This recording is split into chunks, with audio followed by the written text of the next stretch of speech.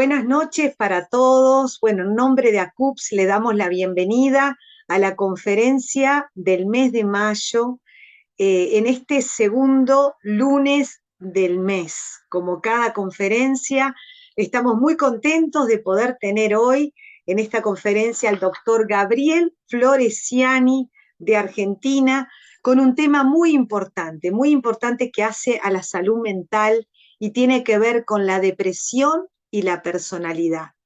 Nuevos modelos terapéuticos desde las neurociencias. Así que es un privilegio tener hoy al doctor Gabriel Floresiani con un tema que va a ser un gran aporte para todos.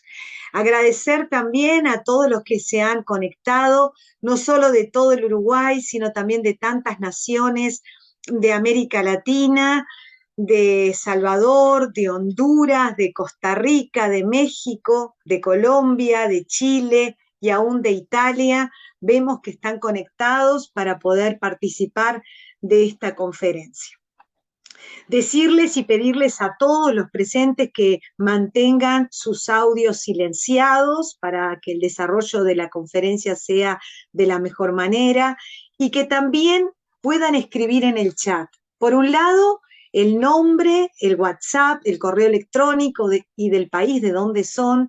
De esa manera vamos a adjuntar sus datos en la base de datos de ACUPS para poder invitarlos a todas las actividades que estamos teniendo mes a mes. También decirles de que a lo largo de la conferencia siempre surgen preguntas, comentarios, que también lo puedan hacer escrito en el chat. Y tenemos en el soporte a la doctora Sandra Armandugón y a la psicóloga Jenny Kerikian, quienes van a estar recogiendo sus preguntas y sus comentarios, y luego de terminado la conferencia lo van a plantear al doctor Gabriel Floresiani y él va a estar respondiendo a cada una de sus preguntas. Así que bueno, sin más, el doctor Gabriel Floresiani va a estar dándonos esta conferencia. Que Dios te bendiga, bendiga este tiempo y que sea realmente un tiempo de mucha edificación para todos. Adelante, doctor Gabriel, y muchas gracias por la invitación, aceptar la invitación. Buenas noches, ¿cómo les va? Un gusto, gracias Gloria por la invitación, gracias a cada una de las personas del equipo de ACUPS. Para mí también es una alegría poder estar aquí compartiendo toda esta información. Muy lindo lo pasamos, muy bueno el congreso del año pasado, un nivel impresionante, la felicito. Espero que se repita, ¿no? Este año me imagino que tenemos repetición. El año que viene, ya hay El que año que viene. preparándose para el año que viene, cada 2 años. Nada, mira, muy bien. Muy bien. Voy a compartir pantalla, Esteban. Si me habilitas ahí, voy a compartir acá. Vamos acá. Ahí estamos. Muy bien. Hoy entonces vamos a estar hablando, estudiando sobre la depresión y personalidad. Nuevos enfoques terapéuticos desde las neurociencias. El tema de la depresión es un tema que hoy es epidémico, ¿no? Endémico en el mundo entero, mucho más luego de la pandemia del coronavirus. Tenemos realmente algo que ya sabíamos que se iba a producir post pandemia, desde el primer día que empezó esta pandemia mundial. De alguna manera, lo lógico y lo esperable y lo que sucedió es que el coronavirus fuese vencido, pero que las huellas o el efecto postraumático producido por la cuarentena, por que de repente nuestra vida se vio intervenida por una situación inesperada, amenazante, en donde el otro era enemigo o era alguien que nos iba a contagiar, los ancianos, el aislamiento, ¿no? Los ancianos que no podían ser visitados. Bueno, todas estas cuestiones no podemos dejar de tenerlas en cuenta en el día de hoy, en el año 2024, con respecto al acercamiento terapéutico y al acercamiento a esta problemática. Todos los cuadros psicoemocionales se han visto afectados. Hay un aumento o hay una recidiva o recaídas en distintas patologías. Podríamos mencionar las adicciones. Aumentó mucho el consumo de drogas durante la pandemia y luego también personas que habían dejado de consumir volvieron a hacerlo. Entonces este es un aspecto que me gusta remarcarlo para que frente al acercamiento que tengamos, lo tengamos en cuenta. Bueno, muy bien, vamos entonces al tema. Introducción a las neurociencias, punto 1. Punto 2, el trastorno depresivo mayor. Punto 3, trastorno de la personalidad. 4, enfoques terapéuticos. ¿Qué es la neurociencia? La neurociencia es el estudio de la estructura, desarrollo y funcionamiento normal y anormal del sistema nervioso, con énfasis en los procesos cerebrales y su papel en las cogniciones, sensaciones, emociones y conducta. Qué interesante, ¿no? Muy, muy interesante. Lo que antes describíamos sintomáticamente, también las escuelas psicológicas, la medicina, la farmacología y demás, lo que se intuía a través de los síndromes, síntomas y demás, hoy en día se ha avanzado, les diría, de manera muy importante en poder ver lo que antes podíamos observar o llegar a la conclusión a través de la sintomatología, de la observación del paciente. Gracias a los avances en las técnicas diagnósticas, como la resonancia magnética funcional, las técnicas de SPECT y demás, hoy se puede observar al cerebro en su funcionamiento. Antiguamente se estudiaba las patologías esperando que el paciente falleciese, por ejemplo, y los neuroanatomistas tomaban el órgano y lo cortaban en rodajitas finitas para ver en dónde o cómo o qué había pasado o en qué lugar había o estaba la problemática por lo cual ese paciente, por ejemplo, tenía una depresión. Hoy en día esto ya no es necesario, ya que a través de estas técnicas se puede observar en dónde, en qué lugares se ubican aquellas cuestiones que van a producir la depresión y demás.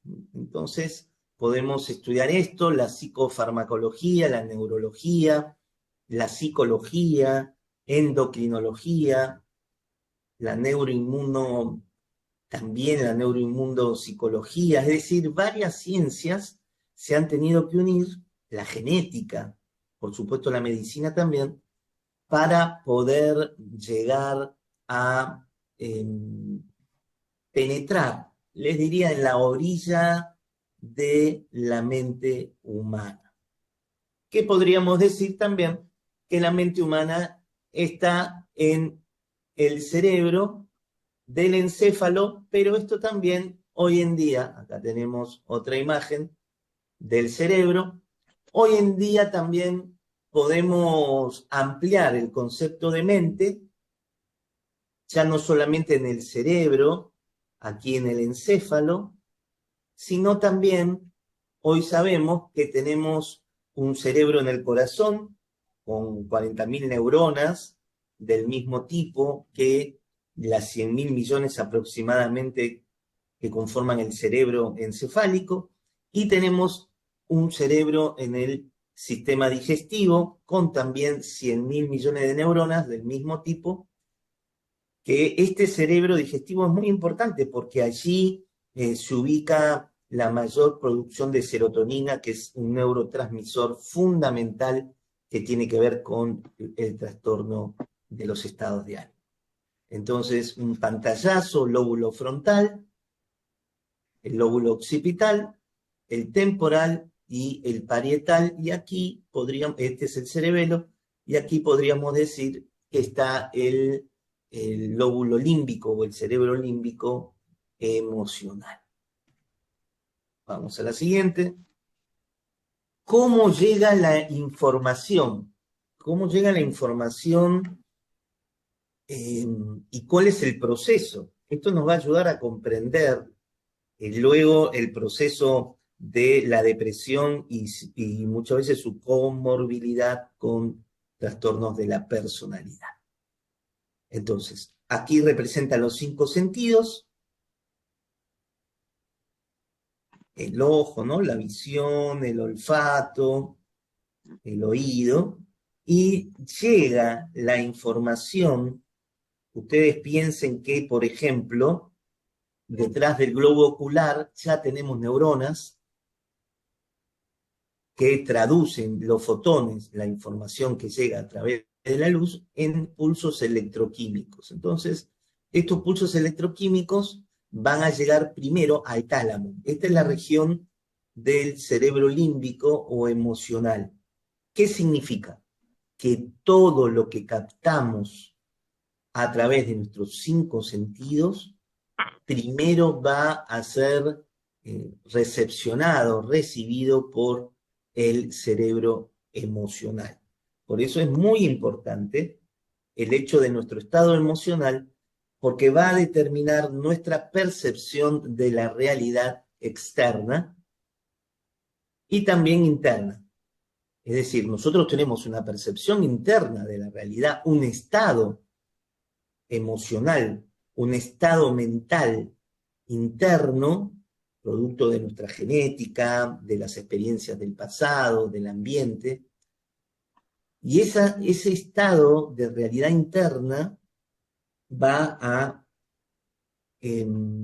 condicionar, por así decirlo, o va a interactuar con la percepción de la realidad externa. Y aquí entonces se recibe la información del exterior. Piensen ustedes que todo lo que significa nuestros recuerdos, nuestro pasado, aquellas circunstancias emocionales que nos marcaron desde el momento de la concepción, todo eso está allí guardado, todo lo que causa un impacto va a estar guardado en una región que se denomina el hipocampo. En el hipocampo que está dentro del sistema límbico, del cerebro límbico emocional, acá podríamos marcar el hipocampo en esta región, está guardada toda la información que marcó de alguna manera un hecho o una cuestión emocional en cada uno de nosotros. Quiere decir que el cerebro no olvida, el cerebro funciona en un estado de pasado, presente, futuro en forma inmediata. Y acá tenemos entonces una de las explicaciones por qué una depresión, un trastorno afectivo, un trastorno de la personalidad, que se puede haber originado aún dentro de la vida intrauterina. A la 8ª semana embrionaria ya tenemos el tubo neural, se cierra el tubo neural, ya hay neuronas, ya hay sistema nervioso, y podríamos decir ya que en etapas tan tempranas como las embrionarias, esa emocionalidad puede ser captada por el embrión y luego por el feto. Entonces, muchas de las cuestiones que nosotros observamos en el consultorio o pacientes que tienen problemáticas, patologías que son difíciles de abordar o de comprender, su origen puede llegar a estar en la vida intrauterina. Por eso tenemos que hacer un examen, un estudio, preguntar a la persona que viene al tratamiento cómo fue su gestación y aún cómo fue el momento de la concepción. ¿Cómo fue? Esto es muy difícil que le pregunten a los padres, ¿no? pero aún el momento en donde el espermatozoide y el óvulo estaban fecundándose, aún ese estado emocional del papá y de la mamá tiene una implicancia luego en lo que vamos a hacer cada uno de nosotros. Y también podríamos hablar de la información genética, en donde hay cromosomas que traen información tanto para una predisposición a estados depresivos como a trastornos de la personalidad. Entonces, aquí a la mano derecha, ustedes pueden observar, llega toda la información exterior al tálamo y llega acá, en 500 milisegundos a los lóbulos prefrontales. Y primero, como decíamos, la información llega en 125 milisegundos al sistema emocional. Quiere decir que es mucho más rápido la llegada al sistema emocional. Esto tiene mucho que ver entonces con lo que va a producir o lo que va a ser los trastornos afectivos, pero también hay una vía más lenta que va directamente a los lóbulos prefrontales. ¿Qué tenemos en los lóbulos prefrontales? Aquí es donde elaboramos, tomamos conciencia, en donde le damos la dimensión sí, consciente, humana, el entendimiento a lo que nos está pasando emocionalmente, porque después el cerebro emocional va a través de circuitos serotoninérgicos, dopaminérgicos, va a pasar la información emocional o trasladar a los lóbulos prefrontales de tal manera que nuestros pensamientos están teñidos de nuestro estado emocional. De tal manera entonces que una persona depresiva va a tener un pensamiento distorsionado, va a tener problemas en su juicio, va a aumentar su culpabilidad, por ejemplo, su baja autoestima, la autoconmiseración, va a ver todo negativo, ya que todo lo que tiene que ver con las neuronas del lóbulo prefrontal van a estar influenciadas por este sistema emocional que en este caso va a estar en una situación de depresión. Sigamos. Muy bien. Acá vemos entonces la sinapsis, ustedes recuerdan, esta es una neurona y se va a comunicar con la otra neurona a través del espacio sináptico y aquí estos círculos que ustedes ven acá son los neurotransmisores, por ejemplo la serotonina, acetilcolina, el GABA y demás que van a ser captados por receptores en las neuronas postsinápticas. Esto es muy importante para comprender luego cómo funcionan los fármacos, cómo funcionan los antidepresivos. Entonces, los antidepresivos van a actuar sobre la bomba de recaptación, en este caso de serotonina, aumentando la serotonina en el espacio sináptico, ofreciendo o aumentando la oferta en los receptores postsinápticos, de tal manera que la persona va a tener mayor concentración de serotonina y esto le va a ayudar a mejorar sus estados depresivos. ¿Sí? Esta es la explicación entonces de cómo funciona un antidepresivo. Cuando una persona está depresiva, va a haber una disminución de neurotransmisores por los cuales esta neurona va a estar por debajo de un umbral de estimulación y esto es entonces lo que llamamos la depresión, que es una cuestión química. Básicamente la depresión, entonces, producto de esos traumas emocionales, de aquellas cuestiones que veníamos hablando, de un ambiente empobrecido durante la gestación, si el embrión o el feto sufrió violencia, ¿no? A través de la madre, todas esas cuestiones van a dañar a las neuronas y estas van a no tener un funcionamiento acorde a la cantidad de neurotransmisores que deben de producir. También en la primera, segunda infancia, básicamente esos traumas, hay traumas muy agudos que van a dañar al sistema y que luego eso puede originar una depresión de difícil remisión o una remisión crónica de estos estados, ¿no? Y también, obviamente, hay cambios que van a producir trastornos en la personalidad. Bueno, vamos entonces al trastorno depresivo mayor.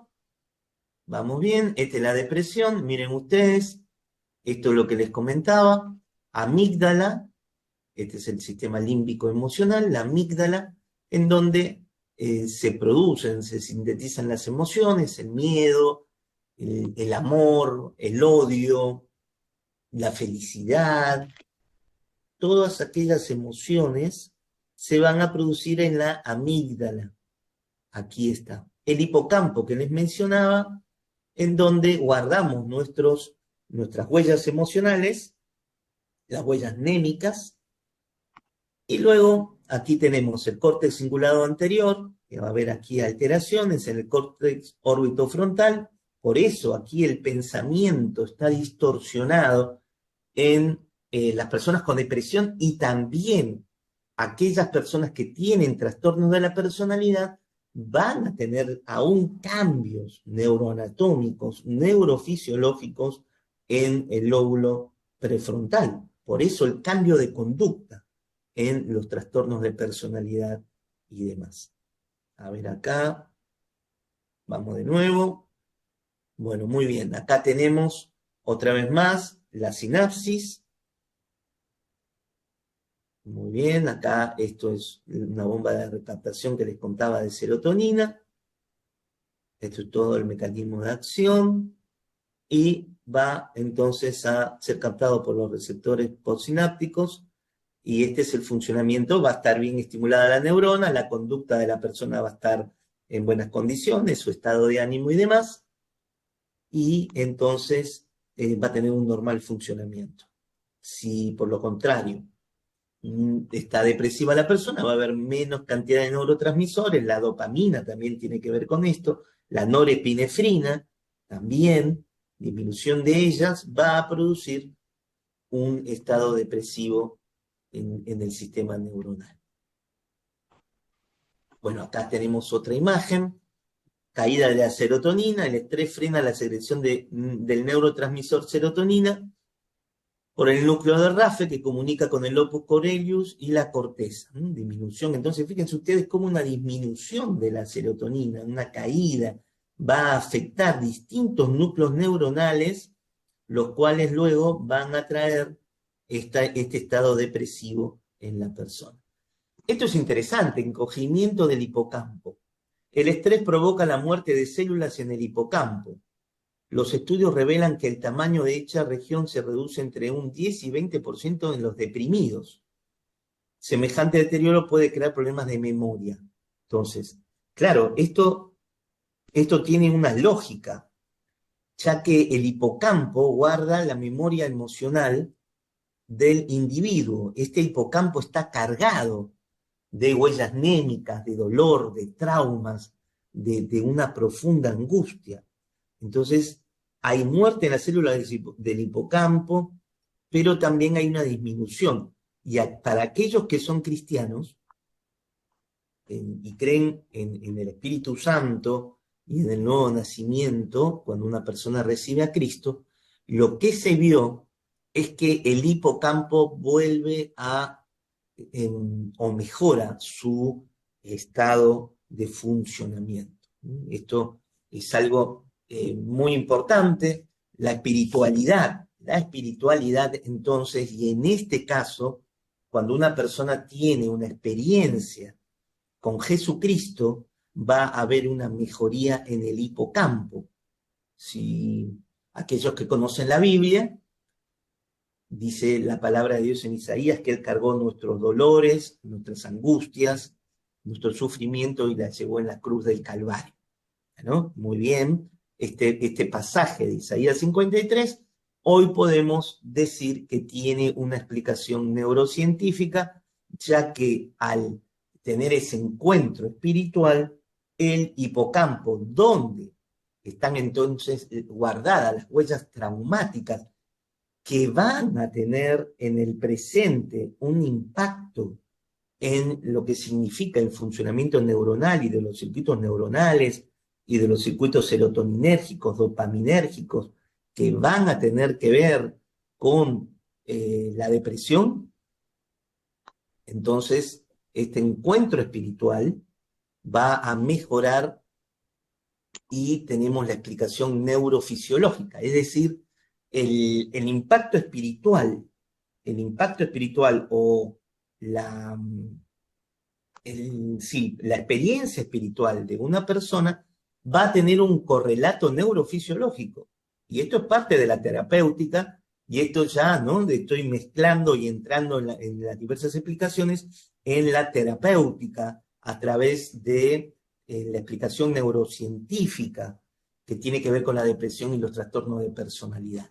Entonces, acá tenemos una explicación terapéutica y tenemos un nuevo enfoque, no menor, no menor, el enfoque espiritual en el tratamiento de pacientes con depresión resistente o con una depresión que es acompañada por síntomas en un trastorno de la personalidad del individuo, entonces este correlato neurofisiológico lo tenemos. Nadie hoy en día puede discutir el aspecto enriquecedor dentro del tratamiento de estos pacientes de la espiritualidad.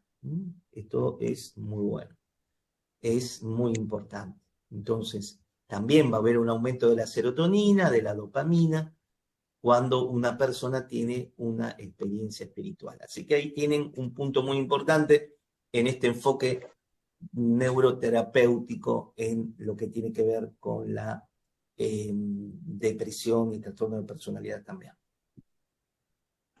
Muy bien. Acá tenemos una resonancia magnética. Este es un cerebro depresivo. Miren ustedes. Esto es energía, ¿no? Esto es en amarillo, de la energía de que está sucediendo en el cerebro, la funcionalidad del cerebro. Este es un cerebro normal, miren ustedes, este cerebro está florido, hermoso, lleno de energía. Aquí está trabajando a pleno este cerebro y entonces tenemos aquí ya una disminución. Puede haber daños, miren aquí daños profundos en la neuroanatomía aún del paciente depresivo. Bueno, acá hay una introducción al tema de la personalidad, patrón perdurable de experiencia interna y comportamiento que se desvía notablemente de las expectativas de la cultura del individuo. Este patrón se manifiesta en dos o más de los ámbitos siguientes. Bueno, esta es la definición entonces de la personalidad. Es un patrón de experiencia interna y de comportamiento que se desvía notablemente de las expectativas de la cultura del individuo. Bueno, muy bien. Vamos acá a ver. Hasta ahí vamos. Bueno, acá es donde se complejiza lo que le decía el tema de la personalidad. Entonces, la cognición, manera de percibirse, interpretarse, afectividad.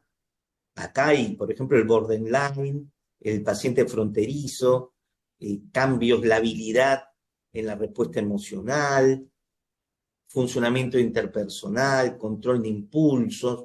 Entonces ya comienzan a aparecer distintos síntomas que tienen que ver con el trastorno de la personalidad del individuo que van más allá de la depresión. Comienza a suceder todo este tipo de cuestiones, ¿no? Comienzan a aparecer porque una depresión ayudaría de alguna manera que determinados síntomas que estuvieron de manera subclínica en el paciente frente a una depresión, estos síntomas de personalidad se expresasen, comienzan a expresarse. Entonces, claro que hay un cambio de conducta, como que la persona cambió, hay una manera de ser distinta, determinados patrones de conducta comienzan a cambiar en la persona, porque entonces allí esta sintomatología de la personalidad comienza a ponerse florida. Bueno, muy bien.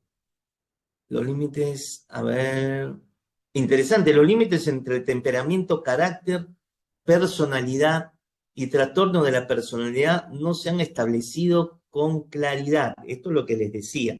Ahí hay una nube, una nebulosa. Esto complica mucho, ¿no? El acercamiento diagnóstico y terapéutico. Hoy me pasó con una paciente que consume cocaína, pero que también consume nuveína, que es un fármaco como la morfina, es un opioide. Y cada vez que deja de consumir cocaína, consume nuveína y viceversa. Ahora, esta paciente estuve como 1 hora y media. ¿Sí? Le dije, bueno, no, llegamos hasta acá y necesito otra consulta, porque ya vino medicada. ¿Por qué? Porque hay una nube, hay una mezcla. ¿Qué depresión tiene seguro? Ahora, tiene una adicción comórbida con un opioide, y si no, consume cocaína. Y la persona, entonces, ¿qué es? ¿Qué es? ¿Cuál es la patología? La adicción produce la depresión y el trastorno de la personalidad, porque una persona que tiene una determinada adicción va a haber un cambio en su personalidad. Esto es indudable. O la depresión y el trastorno de la personalidad la llevaron a la adicción. Este es el punto a discernir. Por eso, en el acercamiento a un paciente de este tipo, que tiene una comorbilidad, una patología dual, indudablemente, depresión esta paciente tiene seguro, un trastorno de personalidad seguro, y consumo de sustancias. Hasta que no despejo el campo, hasta que no limpio en la mayor medida de lo posible el cerebro, las neuronas, porque el campo nuestro en la psicología, en la psiquiatría, nuestro campo de acción son las neuronas, es el cerebro. Ahora, ese cerebro tomado por una sustancia, cualquiera esta sea, ¿no? Mencionábamos aún el THC, la marihuana. La marihuana trae y produce el síndrome amotivacional. Y esta aparente depresión del individuo, o la depresión que cursa el individuo que consume marihuana, dice, no, doctor, solamente consumo marihuana. Sí, pero ahí puede estar el origen de su depresión o de su síndrome amotivacional, que tiene una sintomatología prácticamente igual a una distimia, una depresión. Ni hablar con la cocaína. Una persona que consume cocaína va a haber un aumento de la dopamina, y va a utilizar la dopamina que tendría que usarla en una semana, la usa en un día. Y después esa persona cae en lo que se denomina la deprivación dopaminérgica, en donde no tiene fuerza ni ganas para nada, el bajón post consumo de cocaína. ¿Y eso qué es? ¿Es una depresión? Sí, pero en este caso tenemos una deprivación de la dopamina post consumo de cocaína.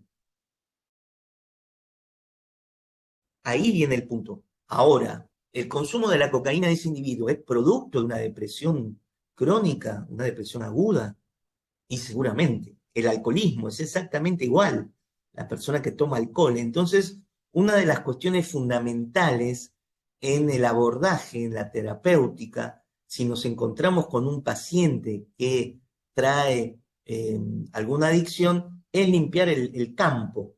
Es decir, hasta que no logro la desintoxicación del paciente, es muy difícil avanzar sobre una presunción diagnóstica. De hecho, una presunción diagnóstica hoy en día, hoy hablamos de espectro, ¿no? No es muy difícil ponerle un diagnóstico al individuo. Hay que tener mucho cuidado con esto, porque hoy podemos inferir que hay distintas patologías o rasgos de distintas patologías, tanto de la personalidad como de los trastornos afectivos, en una misma persona. Entonces hoy tenemos que concentrarnos en la sintomatología del paciente. ¿Qué hay? ¿Qué tengo?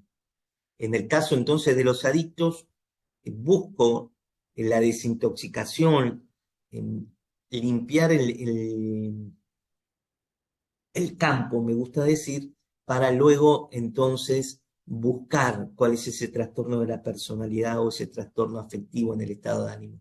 Acá tenemos la farmacología, que les cuento que ha avanzado mucho, mucho en el síndrome de abstinencia y también en lograr que la persona deje de consumir. Hoy podemos, con distintos esquemas farmacológicos, lograr que la persona disminuya o deje de consumir determinadas sustancias. Por ejemplo, la marihuana o la cocaína, bueno, los opioides, las benzodiazepinas, la adicción al clonazepam. Acá me detengo también. Una persona con una adicción o un abuso de clonazepam y va a haber un trastorno de la personalidad. Sí o sí, va a producirse cambios en la personalidad del individuo y también, obviamente, en su aspecto afectivo. Personalidades que se asocian de manera frecuente a las enfermedades de tipo afectivo, dependientes, masoquistas, obsesivos, narcisistas, límite, es decir, trastorno límite de la personalidad, evitativos. Estas personalidades presentan las mismas alteraciones neurofisiológicas del sueño que las observadas en los pacientes con enfermedades de tipo afectivo en sus expresiones neuróticas, atípicas y endógenas. ¿Qué quiere decir con esto? Que neurofisiológicamente en el cerebro se pueden ver las mismas alteraciones que puede tener una persona que no tenga estos rasgos de personalidad con respecto a la depresión.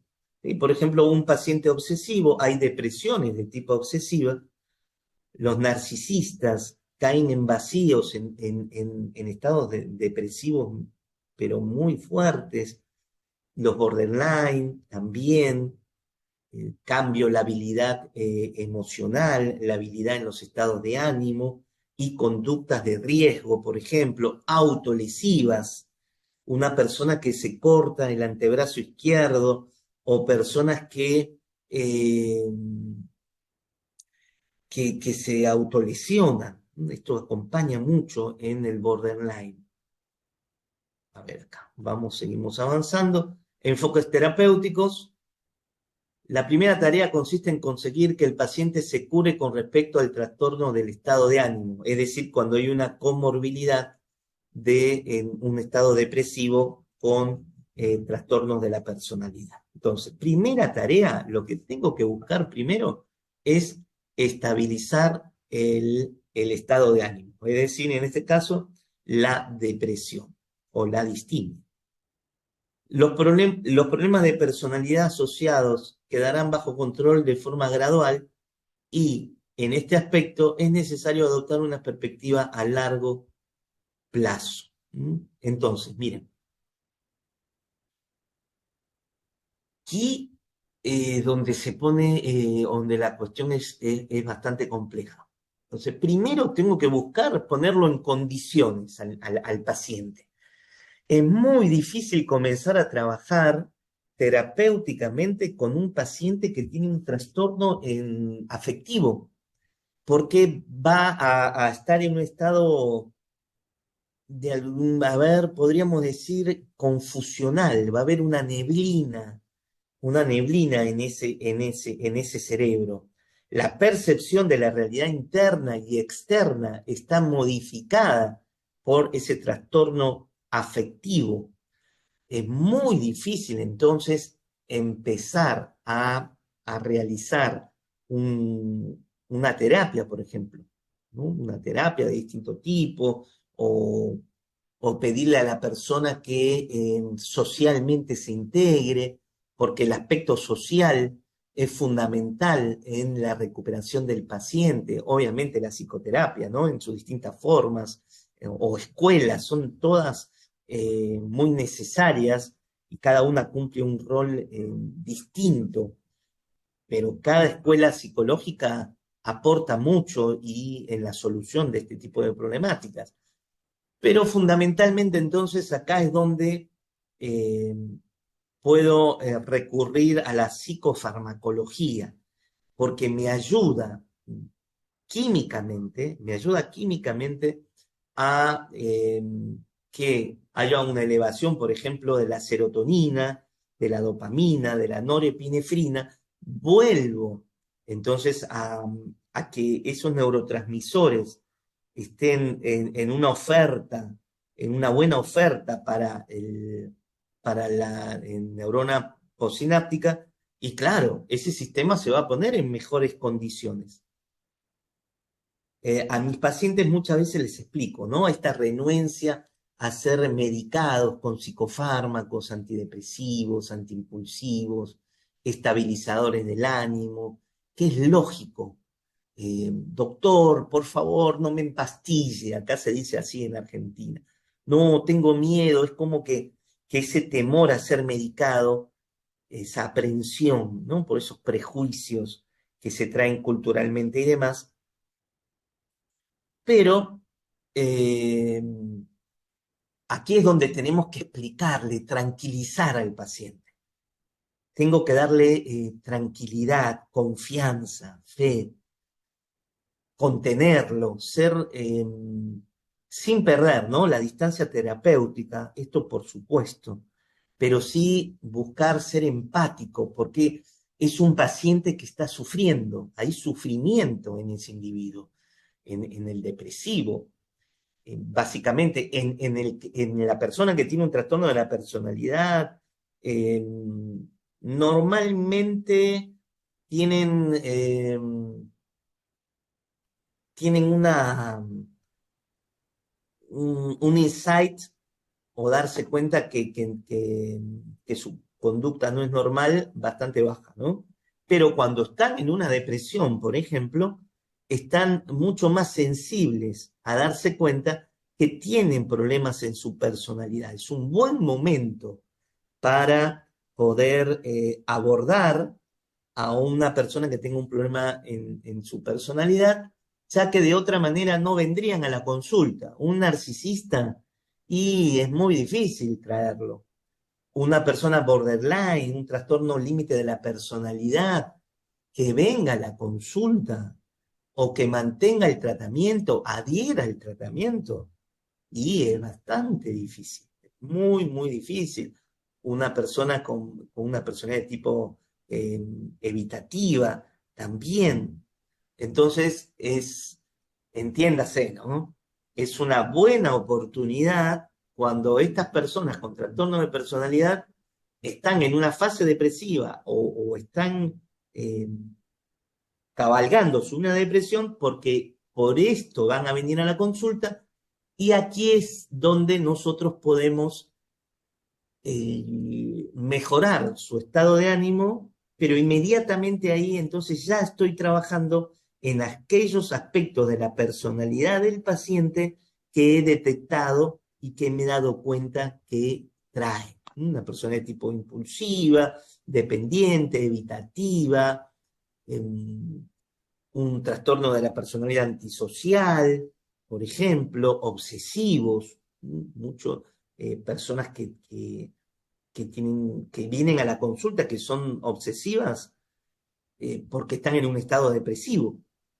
Así que tengo que, de alguna manera, ¿no? Se entiende el concepto, aprovechar cuando esa persona está en un estado depresivo, porque allí entonces voy a poder tenerla en el consultorio o que adhiera. La primera tarea consiste en conseguir que el paciente se cure con respecto al trastorno del estado de ánimo, esto lo vimos. Los problemas de personalidad asociados quedarán bajo control de forma gradual, bueno, esto ya lo vimos. Y en este aspecto es necesario adoptar una perspectiva a largo plazo. Acá viene la terapia, acá la terapia es soberana. La terapia, la psicoterapia de las distintas escuelas, cognitivo-conductual, psicoanalítica, lacaniana, acá es donde juega la terapia. Por eso, en mi abordaje de estos pacientes o en mi trabajo, terapia sí o sí. Farmacología, psicofarmacología, sí está bien, me ayuda a poner al órgano, al cerebro en condiciones para la terapia. Pero sin terapia no voy a conseguir esos cambios esperables en el tiempo. Vamos acá. Evaluación diagnóstico. Algunos rasgos de personalidad predisponen a padecer una depresión mayor. Esto lo vimos. La personalidad modifica la depresión, ¿sí? Una depresión, por ejemplo, de tipo obsesiva y va a agravar el cuadro depresivo. Voy a tener mayor dificultad en el abordaje de esa persona depresiva si tiene un trastorno de personalidad de tipo obsesivo, de tipo ansioso, una personalidad de tipo obsesiva ansiosa. Me va a costar mucho más. Va a haber modificaciones. ¿Las alteraciones de la personalidad suponen una complicación ante una depresión mayor o son simplemente una manifestación atenuada de esta? Una mayor complicación, lo venimos diciendo, o hay una manifestación como que la depresión se manifiesta, sí, por supuesto, pero también los rasgos de la personalidad se atenúan o no atenúan a la depresión. Vamos acá. Tratamiento, inhibidores de la recaptación de serotonina, psicoterapia. Se pueden utilizar los distintos abordajes psicológicos de las múltiples escuelas. Apoyo familiar y social, la psicoeducación en el abordaje del paciente es fundamental. Social, bueno, la dimensión espiritual, lo dijimos. Los deportes va a aumentar la endorfina, la dopamina, la serotonina. Así que cada vez que una persona está haciendo deporte va a haber cambios químicos y una mejora química en los pacientes. Y bueno, hábitos alimenticios en forma correcta o mejorar, ¿no? La alimentación. Muy bien, vamos entonces terminando acá. Y como bien decía o dice el flyer, fundamos una escuela de neurociencias, en este caso virtual, donde damos carrera de counseling, neurociencia y liderazgo, neurocoaching, formamos operadores socioterapéuticos en adicciones, desde la neurociencia siempre, con información médica, cómo funciona el cerebro de un adicto, qué pasa, cuáles son los mecanismos neurofisiológicos en una persona con una determinada adicción. Esto me permite un abordaje totalmente distinto a la problemática de las adicciones. Bueno, un curso intensivo de ideología de género, también para rebatir todo esto que tiene que ver con la enseñanza que le quieren dar a nuestros niños, todas las cuestiones de la sexualidad, ¿no?, que hoy se están manejando, y un curso intensivo de operador en salud mental. Esto pueden hacerlo totalmente virtual, está en nuestra plataforma, en el horario que ustedes dispongan, en el día que ustedes dispongan. Es totalmente, son videos grabados, clases grabadas, con PowerPoint, videos, la parte teórica, y también una vez por semana una clase magistral en forma personal o vía Zoom, ¿no? Vía online conmigo. Así que los que deseen más información, ahí está el contacto. Y por último, mis redes sociales, en donde siempre subo información de neurociencias. Siempre trato de hacerlo lo más dinámico posible, reels de 50 segundos, en donde en distintas circunstancias de la vida también transmito la información. Perfecto. Si desean después, Gloria, compartir el PowerPoint con los amigos, no hay ningún problema. Está a disposición el PowerPoint. No hay ningún inconveniente. Excelente. Bueno, abrimos para las preguntas. Muchas gracias, Gabriel, doctor Gabriel Floresiani. Las disculpas por todo lo sucedido. A veces en la virtualidad pasan estas cosas, aunque uno intente todo el control máximo. Gracias a la audiencia que se volvió a reconectar realmente y preguntando cómo esto fue grabado. Agradecerte el poder tener ese PowerPoint para poder compartir con todos los que se han sumado en esta conferencia. Llegamos 182 personas, estaban durante la mayoría del tiempo, estuvieron presentes de Uruguay, saludar a personas desde México, Costa Rica, El Salvador, Colombia, Chile, realmente una audiencia muy linda de varias naciones de nuestra querida América Latina, así que agradecerles a todos los que se conectaron. Hay preguntas y acá damos lugar a Sandra y Jenny, Sandra Armandugón, Jenny Queriquian, que son miembros de nuestro equipo, para poder articular con la audiencia, sí, Gabriel, y poder ir respondiendo. Perfecto, cómo no, con gusto. Disculpen Adelante. que les interrumpe. Antes de todo, aclarar a la audiencia que la grabación, si bien va a ser completa, después va a estar editada para eliminar las escenas donde obviamente hubieron interrupciones, para que quede solamente lo que se habló como corresponde. Así que no se preocupen. Muchas gracias, Gracias, Esteban. gracias Esteban por el soporte técnico en este sentido. Y antes de darle el pie a Sandra, yo veo algunas manos levantadas. En este sentido pedimos de que las preguntas las puedan escribir por el chat y nosotras las vamos articulando con el doctor Gabriel. Así que quienes tienen manos levantadas como para preguntas, por favor, escríbanlas. Y ahora sí, Sandra, si quieres ir con la primera pregunta.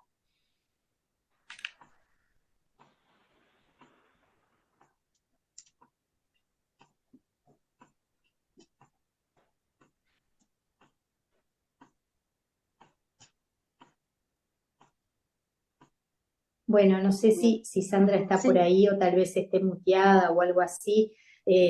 Gabriel, agradecerte por la exposición y por compartir tu saber. Sabés que hubieron dos preguntas, ahí veo que Sandra se está pudiendo hablar. No sé si Sandra estás pudiendo. Sí, ahora sí, Bárbaro, sí, entonces. estoy pudiendo hablar. Muchas gracias, doctor Floresiani. Algunas personas han comentado sobre el final respecto de la claridad de la explicación de la conferencia, o sea que realmente recogemos la accesibilidad de la explicación que ha sido particularmente mencionada. Yo iba a agregar a los lugares de donde no se escuchan, lugares que se especificaron desde Uruguay: Montevideo, Tacuarembó, Colonia, Fraiventos. Y comentar que una persona que tuvo que retirarse pidió la grabación, así que comentarles que en el lugar de YouTube de ACUP, en unos días va a estar disponible la grabación para todos aquellos que deseen repasarla o verla. Y la primera pregunta que yo recogí es si la oración y la meditación revierten o previenen la depresión. Disculpa, Doctor, Sandra, ¿podías habilitar tu video? sí, claro, disculpen. Gracias. ¿Se escuchó la pregunta? Sí, se escuchó. Sí, Sí, sí. perfecto. Sí, por supuesto, por supuesto. La meditación es fundamental y también la oración. Si van a producir un cambio neuroquímico, neurofisiológico en las personas. Así es fundamental. Es muy, muy importante. Pero ahí primero hay que tener un encuentro muy fuerte sobrenatural, muy fuerte, porque, por ejemplo, en el caso de los cristianos, ¿no? Voy a utilizar como ejemplo al cristianismo, a la Biblia. La traducción de Espíritu Santo, o dentro de algunas acepciones del Espíritu Santo, es dunamis, es dinamita, es poder. Entonces, hay muestras, se ha visto que esa experiencia, esto es muy misterioso, ¿no? Esto sabemos hasta ahí. Imagínense que esto es una cuestión sobrenatural, ya nos iríamos a otro campo, a la dimensión espiritual, que sí existe y que tiene una implicancia en la materia. Esto es indudable, esto es indudable. Es decir, nosotros somos materia, todo lo que vimos, las neuronas, los neurotransmisores, los nervios, las conexiones, todo es materia. La mente humana, podríamos decir que es materia, ¿sí? Porque son conexiones neuronales, de distintos tipos y demás. Pero la espiritualidad, cuando nosotros hablamos de una cuestión espiritual, estamos hablando de algo externo, de un Dios, en el caso de los cristianos, del Espíritu Santo. Ahora, eso no es materia. Dios es, ¿no? es luz, dice la Biblia. Entonces, lo sobrenatural, lo espiritual, lo no material, que no tiene átomos, no hay átomos, va a tener una implicancia en la materia, que es nuestro cerebro, y ahí podríamos hablar del cerebro cuántico, que hoy en día tenemos que tener muy en cuenta que la cuántica nos explica muchas de las patologías y también del funcionamiento de la mente humana. Eso es para cuando me inviten un buen pibito uruguayo allá en Montevideo o en Punta del Este, para hablar del cerebro cuántico. Pero esto simplemente que lo sobrenatural, que no es menor, es un misterio, es un misterio. Lo sobrenatural, lo inmaterial, va a tener una influencia en la materia, cambiando la expresión química de los neurotransmisores y el funcionamiento de la mente. Interesante, ¿no? Para pensar. Muchas gracias, Gabriel. Sabés que un poquito articulando con el tema de las preguntas que se fueron dando, justamente otro de los comentarios era si podías como que reforzar un poco la información o la evidencia científica en cuanto a esto, que creo que lo explicaste, incluso vimos, ¿no? Algunas imágenes en este sentido, pero no sé si querías abordar algo en particular para agregar al respecto. ¿A qué te referís? No, que toda esta experiencia, ¿no? En lo que tiene que ver la experiencia espiritual, la relación de fe y demás, los cambios que esto produce. Entonces, otra de las preguntas era ver si podías agregar alguna evidencia científica más al respecto. Sí, claro. Tenemos el lóbulo temporal allí. Es como que se prende y se apaga. Es decir, cuando nosotros vemos el cerebro en funcionamiento, es como cuando un avión va a aterrizar de noche en Montevideo. Se prende y se apagan distintas regiones del cerebro. En el caso cuando una persona está orando, se prenden las neuronas del lóbulo frontal. Hay un aumento, ¿sí?, de consumo de energía en esas neuronas. Entonces ahí tenés una base neurofisiológica, ¿no? Se ve. También en el lóbulo temporal, que tiene que ver en el espacio-tiempo, cuando estamos orando o estamos meditando, se pierde la percepción del tiempo. Uno dice, uy, entré en el espíritu, estoy orando, estoy meditando, entré en un estado donde el tiempo se me pasó y es como que me fui y estuve en otra dimensión. Bueno, eso porque las neuronas del lóbulo temporal se apagan de alguna manera, para decirlo, ¿sí? Son también cuando esas neuronas del lóbulo temporal tienen que ver con la epilepsia, con todo ese tipo de cuestiones, y entonces cuando estamos recibiendo algún tipo de manifestación mística, esas neuronas también se ponen allí en funcionamiento. Entonces tenemos lóbulo frontal, lóbulo temporal, en donde se puede ver claramente que hay un aumento en el funcionamiento de las neuronas. Sumado a esto, gracias Gabriel, pero sumado a esto hay un testimonio real que acaba de escribir al chat con una depresión a los 14 años, donde la oración, el estudio de la palabra, la meditación, la han ayudado mucho a salir de esto. También aclara que no fue fácil, pero que lo pudo lograr, así que es una evidencia real acá, ¿no?, que nos acaba de escribir. Sandra, ¿querés continuar con alguna de las Sí, otras cómo preguntas?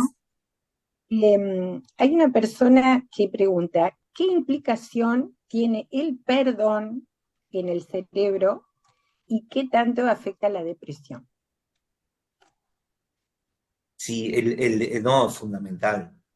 Fundamental el perdón. Qué pregunta compleja. Qué preguntita compleja. Le estoy buscando la parte química del perdón. Mirá, mi cerebro va ahí, va directo a buscar qué neurotransmisor está en el perdón. Dios mío. Ahí, a ver, el perdón. Sí.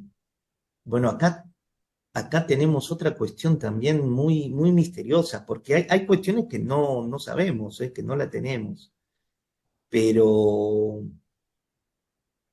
libera muchísimo, ¿no? Esa energía, porque ustedes piensen, ¿dónde están los traumas? ¿O qué son los traumas? Sí, bueno, ¿qué es una herida emocional? ¿Dónde está un trauma? ¿Qué es? Sí, está bien, una persona sufrió violencia, ¿no? Abandono. Bueno, cuando sufrió ese abandono, sus 5 sentidos sintieron ese abandono. ¿Y dónde va ese sentir? Ahí lo veíamos, ¿no? En un PowerPoint. Captó esa sensación de abandono. ¿Y dónde fue? Bueno, se convirtió en impulsos electroquímicos, esa vivencia del abandono. Y esa experiencia se guardó en el hipocampo, en las neuronas del hipocampo. Quiere decir que esas neuronas tienen la carga química de esa emoción del abandono. Cuando la persona, eso está, la gente, la escuela psicoanalítica diría en el inconsciente, ¿no? Sigue estando el abandono, porque es energía. Y el cerebro aparece y no, el cerebro no. La mente aparece y desaparece. Esto sería la teoría de los grafos o de los hubs. Es decir, aparece y desaparece. Es como el electrón que gira alrededor del núcleo atómico. La mente aparece y desaparece. Aparece determinada información y después desaparece. ¿Dónde se van los pensamientos cuando pensamos? ¿Dónde se va lo que sentimos cuando lo sentimos? Esto para una noche de insomnio, ¿no? Cuando tengan insomnio se ponen a meditar en todas estas cosas, a pensar. Y si tienen la respuesta, escríbanme, porque yo esas noches ahí, cuando pierde River Plate, ahí me quedo pensando en todo este tipo de cosas. Pero no perdemos nunca igual, ¿eh? No perdemos nunca. Bueno. Gabriel, vamos por otra pregunta y quizás también haciendo como una recopilación de las preguntas que se presentaron, ¿no? Vos en la conferencia dijiste de que la terapia psicológica era necesaria y fue una de las preguntas, incluso preguntando cuáles son las más efectivas. Y también es cierto de que planteaste de que todas tienen su aporte en cuanto a las corrientes psicológicas. ¿Quisieras agregar algo más respecto a esto o podríamos pasar a otra pregunta? No, no, no, no. Es como que, a ver si se ve en mi mano, sí. Es como Sí. que nosotros tenemos las ondas vibratorias en el cerebro, ¿no? Es eléctrico, es un sistema electromagnético también, ¿eh? Electromagnético. Muchos dicen que la conciencia está en el campo electromagnético que nos rodea. ¿Sí? Es tanta la energía que tienen las neuronas de acá del encéfalo que emitimos un campo electromagnético de aproximadamente 3,5 metros a la redonda.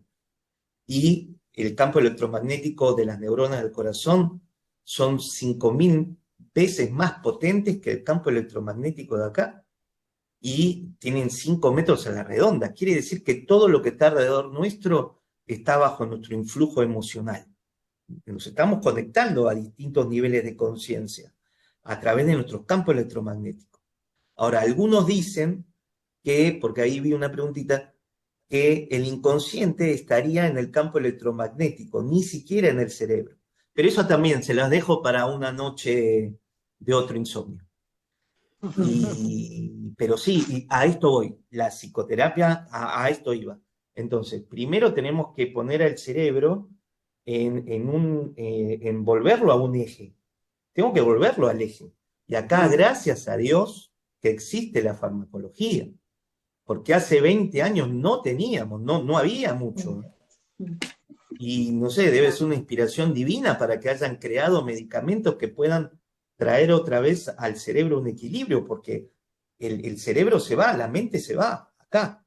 Yo tengo un paciente acá, ¿qué hago con un paciente acá? ¿Cómo lo trato? ¿Cómo trato una depresión si hay una alteración del individuo? Es muy difícil hacerle una terapia o mandarlo a hacer deporte. Entonces, con la farmacología, en este caso, puntual, puedo traerlo a un eje y entonces acá voy a tener una terapia más efectiva, más rápida, porque ya lo traje y lo puse en condiciones al órgano, ¿no? Al cerebro. Gracias. Desde luego, realmente fascinante este tema y de qué forma tan clara, doctor, has explicado este tema de la necesidad de los medicamentos, que para muchas personas es quizá un tabú, un prejuicio, como tú decías, y qué necesarios son desde el punto de vista médico, desde el cual opino, en una primera instancia del tratamiento. Ahora hay una pregunta que realmente muy importante. Dice, si lo espiritual diabólico tiene influencia sobre los neurotransmisores y demás. Epa. Qué pregunta. Qué pregunta. Pero acá tenemos que entrar en el campo de hipótesis. Ay,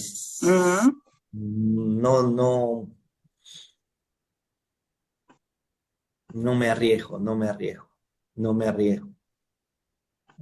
a ver. Muchísimas gracias. No, sí, podría, no sé.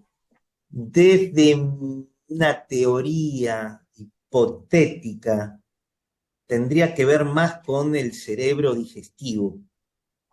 Porque fíjense que cuando una persona se la lleva a exorcizarla, o como muchas veces decimos, a liberación, la persona vomita, tiene náuseas, o sale una voz grutural, ¿no? Aquellos que han presenciado un exorcismo, una liberación, pueden ver este tipo de manifestaciones, pero que viene de muy adentro, muy adentro, de ahí. Entonces, una hipótesis es que, por favor, no quiero, se entiende, ¿no? Ya me cubrí con todo lo que me tengo que cubrir, pero en el sentido de lo científico y demás. Esto es una hipótesis. Entonces, si creemos en demonios o en espíritus malos, estos eh, o habitarían en el cerebro del sistema digestivo. Esa es mi teoría. Mi teoría. Por eso las manifestaciones salen de tan adentro. También tenemos, y aprovecho para comentarles que tenemos lo que se denomina el microbioma y la microbiota.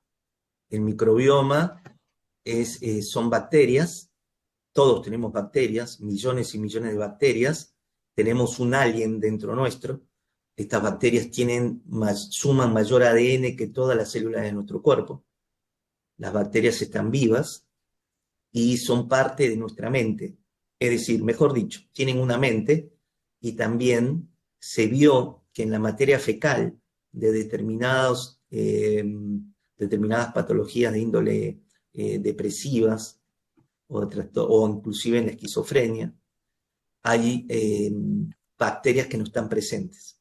Entonces hoy se infiere también que las bacterias pueden predisponer a una depresión, de paso. De paso ahí tenemos, somos varios adentro, somos muchos. Ni hablar de la genética, que podemos ser unos cuantos más. Doctor Gabriel, sabés que hay varias preguntas y es como que están enfocadas para diferentes lados. Voy a tratar de agrupar algunas preguntas y en la medida que vos puedas irlas contestando. Sabés que se pregunta mucho qué pasa cuando la depresión viene desde la gestación, desde el vientre, ¿no? Como que una depresión ya con la que uno nace. Respecto a esto también, ¿cuál es tu pensamiento, cuál es tu posición en cuanto a lo que tiene que ver con la medicina alternativa, la homeopatía, para lo que tiene que ver con la depresión, dado que incluso en la pregunta el testimonio es que dio bastante resultado? Eso en lo que tiene que ver con la depresión y también, como el tema que hoy nos reunía era depresión y personalidad y hablaste bastante de los trastornos de personalidad. Otra de la pregunta en cuanto a este tema de personalidad es esta tendencia, ¿no?, de homosexualidad que se está viviendo en la juventud, si puede ser una consecuencia de estos trastornos de personalidad o se podría basar en otras cosas. Es como que abrí dos abanicos, ¿no?, en lo que tiene que ver con la depresión desde el vientre y la homeopatía como una medicina alternativa y en cuanto a los trastornos de personalidad. Sí, sí, mirá, va a haber un daño. Se podría decir que un recién nacido nace con un estrés postraumático. Y sí, y sí. Porque ya en el tercer trimestre del embarazo se vio que el feto piensa, que ya hay pensamientos, ya hay emociones. Y si ese feto en el tercer trimestre del embarazo ya piensa, ahí tengo un esbozo de la estructura psíquica del feto. Entonces sí, claro, y ahí entonces es cuando me encuentro en traumas muy profundos, esas depresiones que no salen con nada, o personalidades de tipo depresivas, porque esta es otra cuestión. Es decir, esos daños profundos durante la gestación pueden ya predisponer a esta cuestión, ¿no? Ya algo muy, muy constitutivo en la psiquis del individuo con respecto a un estado afectivo más de tipo depresivo o una predisposición también. Por ahí va la pregunta, ¿está contestada? Bueno, esa es la pregunta escrita, ¿no? Y bueno, yo entiendo que sí está contestada, pero dado esta explicación que diste, Gabriel, ¿qué rol entonces podría jugar ahí la epigenética respecto a esto? que no es algo elegido, ¿no? Quizás también para dar una visión un tanto esperanzadora de esta situación. Sí, gracias por introducir el tema de la epigenética. Claro, esto no podemos hablar del fatalismo, por supuesto. Sí, gracias por la aclaración. No, de ninguna manera. Un ambiente enriquecido, la mamá, cuando amamanta al bebé, por ejemplo, es tan importante el amamantamiento porque va a cambiar o va a ayudar a neutralizar esos traumas que se pudieron haber producido durante la gestación. Ahí se generan determinados químicos como la oxitocina, por ejemplo. Entonces, La un buen hormona del abrazo. amamantamiento, el abrazo, el cariño, ¿no? Estar ahí, eso funda ahí, ese es yo les diría que es el súper antidepresivo y un buen amamantamiento, el abrazo, el cariño, ¿no? Y ahí esta conexión que aumenta la oxitocina, por ejemplo, que es un neurotransmisor, a través de las ferormonas, todo esto, esta cuestión va a ayudar a que ese recién nacido pueda neutralizar muchísimas las cosas y aún sanarse en ese mismo momento. Y los primeros años de vida, ¿no? El papá, la mamá, toda esta aceptación. Entonces sí, claro que podemos revertir tempranamente a través de la epigenética, que es un cambio en la estructura de la genética blanda. Sí, por supuesto, el ambiente tiene un efecto modulador y un efecto de curación muy importante, muy importante. Acá el amor, el afecto. Sí, claro. Bien. Y en cuanto a esto de la medicina alternativa, Gabriel, Por ejemplo, la homeopatía fue lo que planteó, la pregunta la planteaba desde ese lugar, si podría ser un ayudador en este sentido, ¿qué opinión tenías en cuanto a esto? No, sí, claro, porque muchos de los fármacos son, tienen la base de sustancias extraídas de vegetales, de árboles, y esto es antiquísimo. Es decir, hace 10.000 años atrás, nuestros antepasados Homo sapiens sapiens, ¿tenían depresión? Y sí, claro que tenían depresión. ¿Tenían trastornos de la personalidad? Y sí, lo podemos ver en la historia. Eso obviamente ha pasado hacia nosotros genéticamente. Entonces, los primeros que utilizaron la farmacología, según algunos estudiosos, fueron los animales. Entonces, el animal iba, tomaba del determinado árbol, de determinada hoja, y se producía un efecto, y nuestro antepasado observaba que ese animal, que se curaba o cambiaba, y después tomaba esa hojita, o se tomaba esa savia, y ahí comenzó a conocer los efectos de las sustancias que provienen de los vegetales, por ejemplo, ¿no? Entonces sí, Claro. ¿por qué no? Bien, ¿Por qué no la homeopatía? muchas ¿Podemos gracias. de pronto introducir, doctor, algún comentario respecto de esa pregunta vinculada a la homosexualidad que decía Jenny, respecto de si es un trastorno o implica trastornos de la personalidad o es una consecuencia? Sé que es un tema muy vasto, pero de pronto podemos adelantar algo para las personas que preguntan. Bien. Muy bien, a ver. A ver. No hay genética homosexual. Primer punto. También la homosexualidad es un misterio, para la medicina. No es tan sencillo porque no la hemos visto neuroanatómicamente y neurofisiológicamente. No se ha visto, no se ve. Es otra cuestión que se sigue estudiando, buscando. Genética no hay, genes no hay. Que se produce un daño en una de las columnas de la estructura psíquica del individuo, que es la sexualidad, esto es indudable. Podría ser a partir de ese trauma que puede darse en la gestación o después, ¿no es cierto? En una de las estructuras, de las columnas fundamentales de la psiquis, y sí,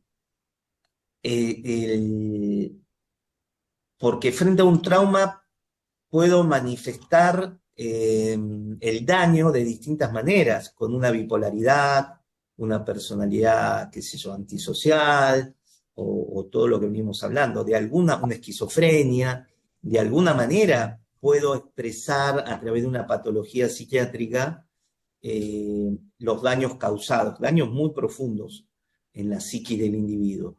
En el caso de la homosexualidad, también habría un daño en esta dimensión de la sexualidad que la maneja el cerebro, ¿no? El cerebro hay áreas del cerebro que manejan la sexualidad. Que se ha visto la cuestión de la homosexualidad, transexualidad, no lo hemos visto. Pero a mi entender,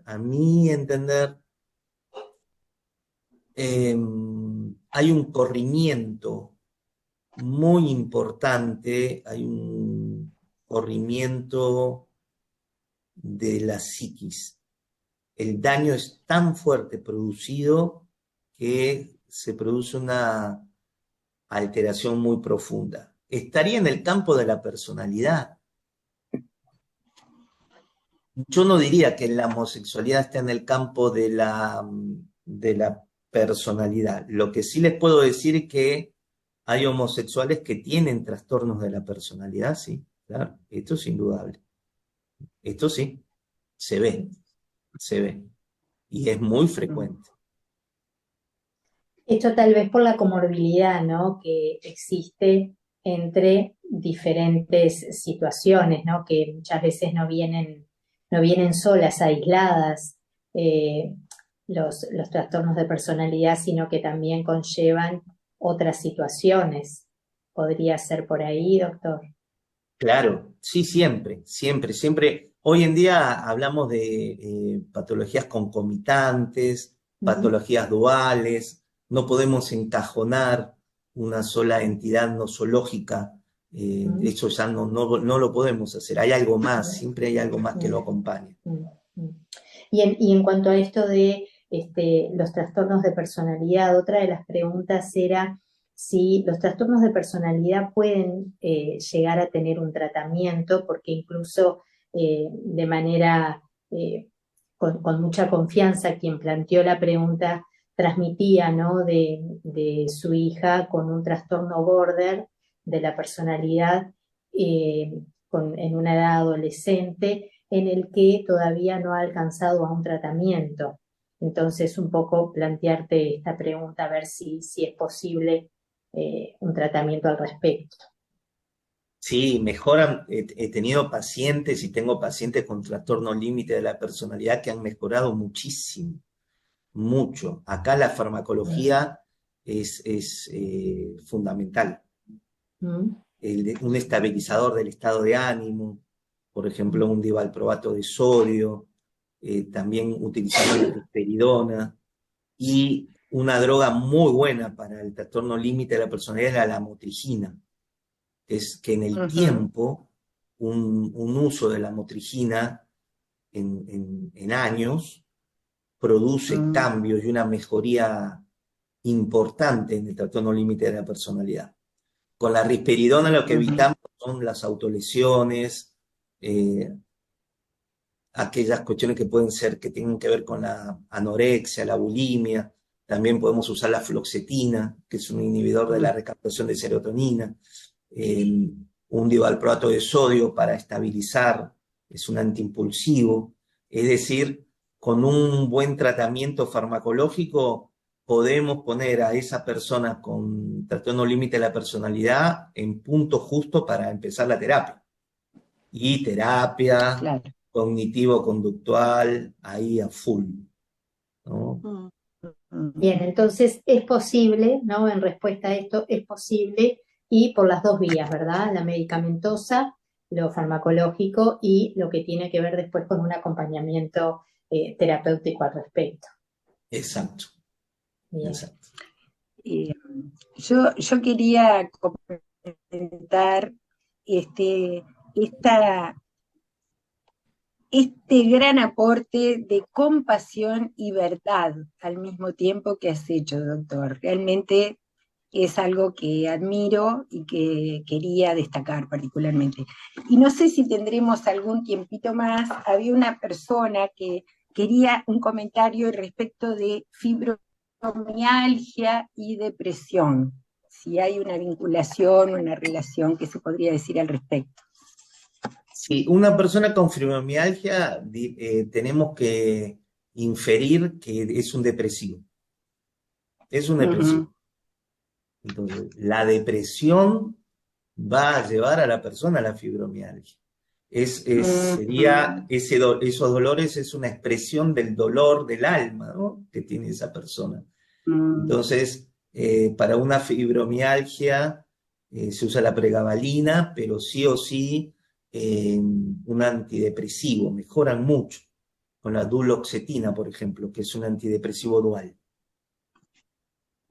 Pero sí o sí un antidepresivo, pregabalina también para los dolores, y otra vez añadimos terapia, ¿no? Ni hablar, eso es de ya. Pero sí, con la farmacología mejoran mucho, pero fibromialgia, tengo que avanzar sobre la depresión. Si no avanzo sobre la depresión, va a ser muy difícil que remitan los síntomas. Bueno, doctor Gabriel, muchísimas gracias. Tal vez haya quedado alguna que otra pregunta, pero entiendo de que en los conceptos generales también se han abordado y ya estamos también en tiempo como para poder ir culminando e ir dando cierre a este tiempo de preguntas. Gracias por ser tan claro y tan generoso en tus respuestas. Oh, por favor, muchas gracias por la invitación, gracias Gloria, a todo el equipo de ACUPS. Muchas Así que gracias. estamos aquí al servicio. Muchas gracias, doctor Gabriel Floresiani. Excelente exposición, con una gran claridad. Agradecer a la doctora Sandra Mandugón y a la psicóloga Jenny Kerikian porque han hecho una articulación también excelente, tratando de recoger todo lo que tan ricamente han expuesto las personas que te han escuchado, en preguntas, también en sus observaciones tan positivas.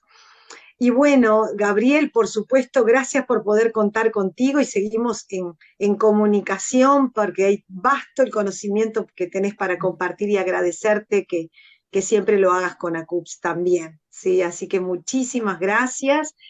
Y bueno, y a partir también del próximo mes vamos a tener la conferencia. Siempre recordemos el segundo lunes de cada mes. En este caso, en el mes de junio, va a estar la doctora Alicia Casas, médico psiquiatra, coordinadora académica del programa Claves de JPC Uruguay, y con un tema muy interesante también: mentiras que matan y verdades que dan vida. Las creencias personales, familiares, sociales y eclesiásticas en el maltrato o buen trato a las infancias. Así que también un tema tan importante y necesario, y poder escuchar a la doctora Alicia Casas con una vasta trayectoria, experiencia, para poder enriquecernos con un aporte que siempre va a ser de mucha edificación, como lo fue hoy tan generosamente, con esa claridad, con ese saber del doctor Gabriel Floresiani desde Buenos Aires. Muchísimas gracias, Gabriel. Dios te bendiga, bendiga tu vida, tu familia y esa escuela virtual de neurociencias que es enorme, la cantidad de alumnos que tienen la posibilidad de aprender desde lo que es la importancia de las neurociencias, y bueno, y tú lo has hecho y lo estás haciendo. Así que del doctor Gabriel Floresiani dejó sus datos, pero cualquier cosa también, desde ACUPS podemos suministrarle para poder conectarse con el doctor Gabriel.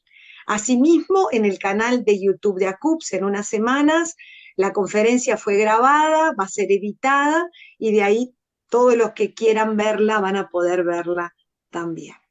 Muchísimas gracias a todos. Los esperamos en junio, en el segundo lunes del mes de junio. Y gracias nuevamente, doctor Gabriel Floresiani. Gracias a todo el equipo de soporte, a Esteban, a Sandra, a Jenny, y también a todas las personas que se conectaron. También saludaron desde Italia, ¿sí? Una persona se conectó para poder escuchar. Sin más, que Dios los bendiga, y gracias a todos por haber acompañado esta nueva conferencia de ACUPS. Que Dios los bendiga, y en junio nos volvemos a encontrar.